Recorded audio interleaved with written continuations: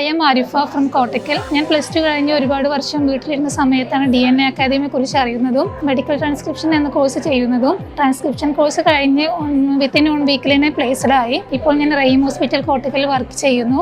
+2 കഴിഞ്ഞ് എന്ത് ചെയ്യണമെന്നറിയാതെ ഇരിക്കുന്ന ഏതൊരു വ്യക്തിക്കും കുറഞ്ഞ ഡ്യൂറേഷനിൽ കോഴ്സ് ചെയ്ത് വർക്ക് ചെയ്യാൻ പറ്റുന്ന ഒരു കോഴ്സാണ് മെഡിക്കൽ ട്രാൻസ്ക്രിപ്ഷൻ. ഏതൊരാൾക്കും ഞാൻ റെക്കമെൻഡ് ചെയ്യുന്നു DNA അക്കാദമി. Thank you.